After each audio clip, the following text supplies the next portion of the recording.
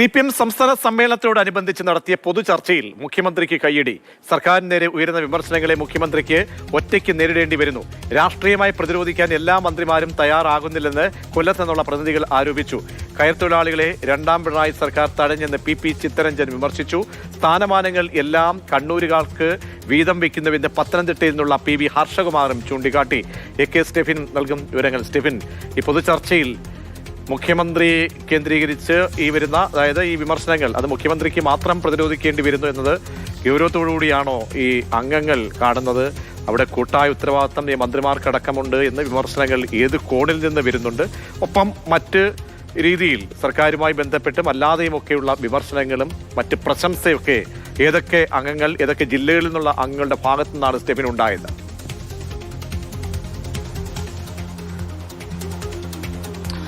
പ്രതീക്ഷ, നേരത്തെ സംഘടനാ റിപ്പോർട്ടിൽ പ്രധാനപ്പെട്ട നേതാക്കളെ എല്ലാം തന്നെ വലിയ രീതിയിൽ പുകഴ്ത്തിക്കൊണ്ട്, പ്രത്യേകിച്ചും തോമസ് ഐസക്കിന് മാത്രമാണ് ഒരു കുറ്റപ്പെടുത്തൽ സംഘടനാ റിപ്പോർട്ടിൽ ഉണ്ടായതെങ്കിൽ ഈ ചർച്ചയിലേക്ക് കടന്നു വരുമ്പോൾ വലിയ വിമർശനങ്ങൾ പാർട്ടി നേതൃത്വത്തിന് കേൾക്കേണ്ടി വരുന്നു എന്നുള്ളതാണ് ഏറെ പ്രത്യേകതയുള്ള കാര്യം.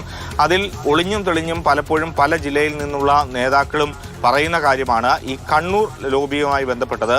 അതോടൊപ്പം കണ്ണൂരിൽ ഉള്ള നേതാക്കൾക്ക്, അല്ലെങ്കിൽ കൂടുതൽ സെക്രട്ടേറിയറ്റ് അംഗങ്ങൾ, കൂടുതൽ സംസ്ഥാന കമ്മിറ്റി അംഗങ്ങൾ, ഇതെല്ലാം കണ്ണൂരിൽ നിന്നുള്ള ആളുകൾ വരുന്നു എന്നത് മറ്റ് ജില്ലയിലെ നേതാക്കളെ സംബന്ധിച്ചിടത്തോളം ഒരു പ്രശ്നമുള്ള കാര്യമാണ്. അതാണ് ഇന്ന് പ്രധാനമായും പറഞ്ഞത്.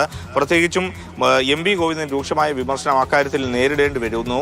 എല്ലാം കണ്ണൂരുകാരാണ്. ഈ സ്ഥാനമാനങ്ങൾ നേരത്തെ സൂചിപ്പിച്ചതുപോലെ തന്നെ കേന്ദ്ര കമ്മിറ്റി നോക്കിയാൽ, അല്ലെങ്കിൽ സംസ്ഥാന കമ്മിറ്റി നോക്കിക്കഴിഞ്ഞാൽ, സംസ്ഥാന സെക്രട്ടേറിയറ്റ്, അതിലെല്ലാം കണ്ണൂരിൻ്റെ ഒരു അപ്രമാദിത്യം അത് ഉണ്ട്. അതുകൊണ്ട് തന്നെ സ്ഥാനമാനങ്ങൾ വീതം വയ്ക്കുമ്പോൾ മെറിറ്റും മൂല്യവും നോക്കണമെന്നുള്ളൊരു വിമർശനമാണ് വന്നത്.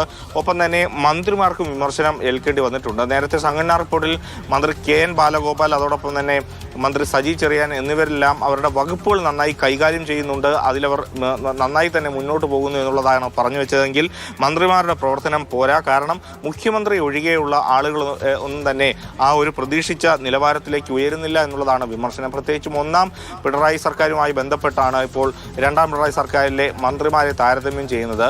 പല ആളുകളെ സംബന്ധിച്ചിടത്തോളം ആ വകുപ്പുകൾ കൈകാര്യം ചെയ്ത് മുന്നോട്ട് കൊണ്ടുപോകുന്നതിൽ ഒരു വീഴ്ച ഉണ്ടാകുന്നുണ്ട് എന്നുള്ളതാണ് പല കോണുകളിൽ നിന്നും ഉയർന്നു വന്ന വിമർശനം. അതിന് ഉദാഹരണമായി പറയുന്നത് ഈ സർക്കാരിൻ്റെ പ്രവർത്തനങ്ങളിലുള്ള പാളിച്ചകൾ, അതായത് ആശാ സമരം നടക്കുന്ന ആ സമയത്ത് തന്നെ PSC അംഗങ്ങളുടെ ശമ്പളം പരിഷ്കരിച്ചത് ഇതിന് ഉദാഹരണമാണ്.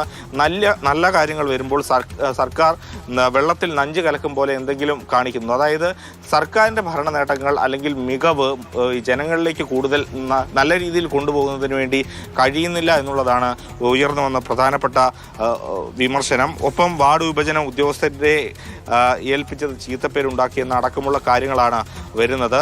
മുഖ്യമന്ത്രിക്ക് പൊതുചർച്ചയിൽ നിറഞ്ഞ കയ്യടിയാണ്, അല്ലെങ്കിൽ മുഖ്യമന്ത്രിക്ക് അഭിനന്ദനങ്ങൾ അറിയിച്ചുകൊണ്ടുള്ളൊരു സംസാരമാണ് ആളുകളുടെ ഭാഗത്തു നിന്ന് ഉണ്ടായത്.